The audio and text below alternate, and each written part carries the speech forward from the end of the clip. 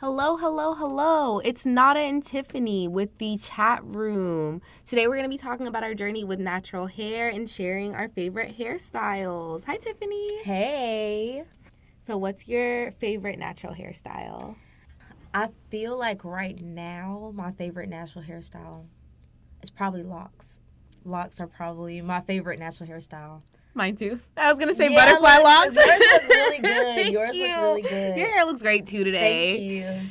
All right, so one of the ways we want to start this is we're going to talk about the first time we ever remember our natural hair being critiqued. So do you want to start? I will start. Wow. I get my hair critiqued so much. It's crazy. And I love my mom. But she is like the main person that, like, the voice in your head that you hear when, like, you do something. It's like, nah, like, you can't do that. Why does your hair look like this? Like, getting my hair permed at an early age, I never knew what my natural hair pattern actually looked like. So in 7th grade, you know, the natural hair movement and, like, people are wearing their hair, I actually wanted to transition. It took me months because I was battling with my mom about not getting a perm. That decision in 7th grade, and now I'm 21. You want to know what's crazy? What? Mine was also in 7th grade. For real?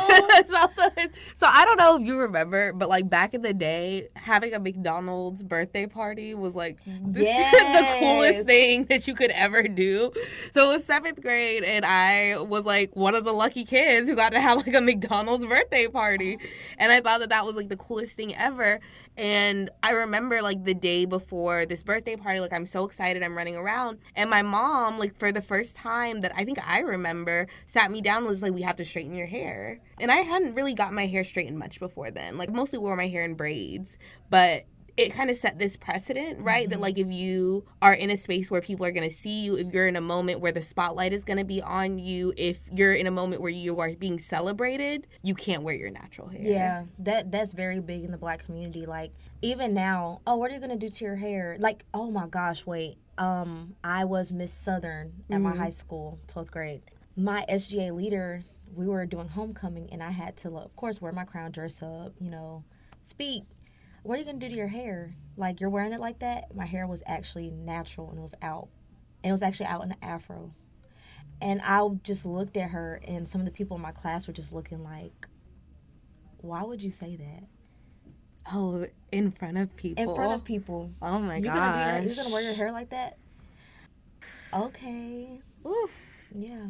And I will say for me, I felt really discouraged from like a lot of, well, maybe not a lot, right? But certain organizations or certain clubs or certain spaces that kind of felt like that, right? Like where you had to present a certain way and you had to show up, especially with your hair in a certain way, to be able to be included. And like looking back now, like there were probably a lot of things that I would have enjoyed doing had that restriction, you know, of being quote unquote presentable in a way that appeals to white supremacy wasn't a part of it. Yeah, like even exercising with my hair like straightened or in a certain style, it just blocks me from it just because I know I'm gonna sweat my hair out. That's the thing. Yeah, it's crazy how swimming is such a formative experience for Black women in their relationships with their hair, right? Like swimming is so big when it comes to that.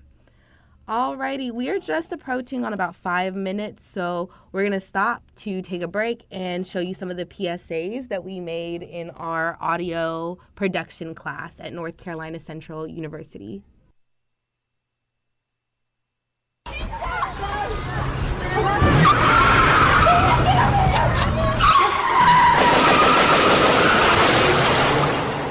Our Black and Latin children, ages 0 to 19, are 14 times more likely to die from homicide than their white counterparts. That's 52 Americans daily. Let's save our urban communities one step at a time. For more information, call 800-985-5990. We're back from our PSA break, and we want to begin discussing how media reinforces or changes stereotypes against natural hair. I wanted to start off with TV shows and movies because who doesn't love a good TV show and a movie? And growing up, I watched a whole lot of Martin. And I guess it kind of picked with me because on one end you see him dating and loving on a lighter woman with straightened hair all the time, and he's always fighting with her dark-skinned friend who actually didn't wear her hair natural, but he always talked about her kitchen having beady beads and bug shots. And it's like, dang, like, I look like Pam. I don't look like Gina. So it's like, dang, am I, like, always having to worry about how I'm presenting myself? Yeah. And, like, it also created this, like, othering, right? Like, even when we were kids, because, like, a lot of us watched Martin as kids, we learned right then and there, right, that there was the socially acceptable hair and the not socially acceptable hair. And they made it clear as day. Yeah. It's like, who are you in the group? You're her, like Penny Proud. Yes. I always have to get assigned Dejanay. It's nothing wrong with Dejanay. But dang, why can't I be Penny? Right. Oh, because I look a certain way. My hair is not dyed. It may not be as long as yours or somebody else's, but just because I look a certain way, that means I'm assigned and stereotyped into a certain category. And honestly, like, looking back, Dejanay was such a well-done character, too, because she was so talented, right? Like, she beat Penny. I remember her beating Penny at the poetry show. Yes. I remember her being able to raise her 13 brothers and sisters. Like, I remember her being able to do these really incredible feats, right? Like, as a high schooler. But no matter what, she had this perception of being, they didn't say it outright in the show, but ghetto. Yeah. Right? Like, no matter what she achieved, no matter how much she was able to do, even though she, like, landed one of the, like, cutest boys, quote, unquote, in the show, because she was dating Dean for a while, like, it was never enough, right, for her to break that stereotype. Yeah. It was assigned to her, and, like, despite what she achieved, she was stuck with it. Especially with that short little ponytail. Yeah. That a lot of people would say they had growing up. Oh, my mama permed my hair. That's why my hair can't grow. Black women's hair can grow. Yeah. And you know what? We should also just go ahead and start talking about, like, social media and its obsession with hair length. Because I think that that's so important. Literally, all you see on YouTube is how to grow your hair, how to get over this plateau. How do you... And why is it a plateau? Why is short hair a plateau that we have to get over? Yeah, a lot of times it's not even short. Your hair doesn't have to be short. It's just not all the way waist length. Right. And why does that matter, right? I don't think I've seen, you know, not many other cultures, right, that kind of have this obsession with growing your hair to a specific length.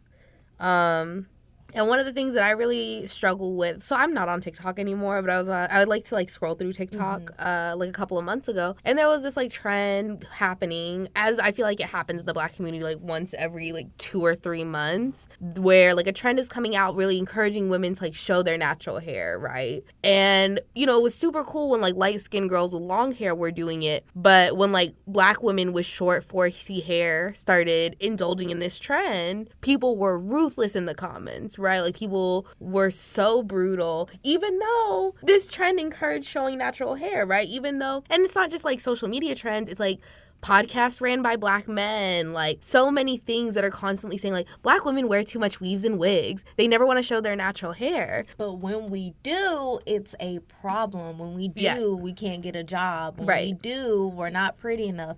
And it's really crazy how one hairstyle can mean you're beautiful, and then the other one, oh, like, your features don't look right with it, but it grew out my head, so how does it not look right with it? What feels I like a trick, right? It feels like everyone's saying, show us your hair, so they can bully you afterwards. And it feels like a trick from, like, the entire world. It's constant bullying. And then it's constant having to figure out, well, what does work for my hair? And then you just spent, like, $100, $200, like, basically every month on these products that you never use because your hair isn't so-called growing or growing fast enough. Oh, it's like your genes, like, you know, your hair doesn't grow because, no. Yeah. Like, why does my hair have to be a certain way to be accepted by people? Yeah. And the social ramifications of that are so extreme, right? Like, when we look even at, like, internally into ourselves and, like, how we feel when our hair is not done or when we feel like we're not looking presentable, like, I don't know, I go into a depressive state. Like, I feel really horrible, you know? I mentioned to you earlier that sometimes I want to cut my hair all the way completely off, especially when I get frustrated, because I already have so much going on as a student, as a person who's trying to like figure themselves out in the world family. I don't have time to do my hair. I don't have the extra hour. I'm tired already. I don't feel like doing it. And then like this past August, I just got my hair cut to my shoulders, and it was like bra strap length. Mm-hmm. I wanted to cry because I didn't ask for it to be cut, but I let it go, which was very big for me. But I already knew I wasn't going to tell my mom. She was just going to have to see it. I wasn't going to tell anybody else in my family. They were just going to see it, and their reactions were spot on. What happened to your hair? Oh my gosh. Like dang near crying for me. And it's just like, please don't make me freak out. Like it's gone. It is what it is.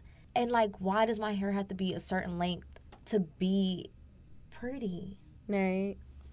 Why? Right. Yeah. There's so much emphasis on not just length, right, but texture too. And I also think about how so many people market and like make money off the depression that Black women feel surrounding their hair and surrounding feeling like they always have to be on top of it, right? Like Black hair is a multi-billion-dollar industry that Black people are almost entirely excluded from. And it's crazy because I don't know that many Mielle, there are a few more people, but a lot of these products are owned by white people. And if you look now, even the white shampoos and conditioners are starting to come out with like their natural hair. Their spin-off. Right? Which I think is so interesting that it all started to pop out after the Black Lives Matter movement, when these are products that have never marketed to us, never shown an interest in our communities, never invested in our communities. But then when they started to see kind of, because like the Black Lives Matter movement was not only like these large protests, it really kind of forced the world to see the level of economic power that Black folk and folks that stand with Black liberation have. So once they started to see this economic power right behind this movement, they're like, oh shit, we can make money off of this. Yeah. And they always take our Black bucks. Yeah. And there are so many people that market off this desire for length, which like is a like very insidious desire, right? Because length just isn't going to happen for everybody, and that's okay. Not everybody's going to have long hair. Not everybody's meant to have long hair.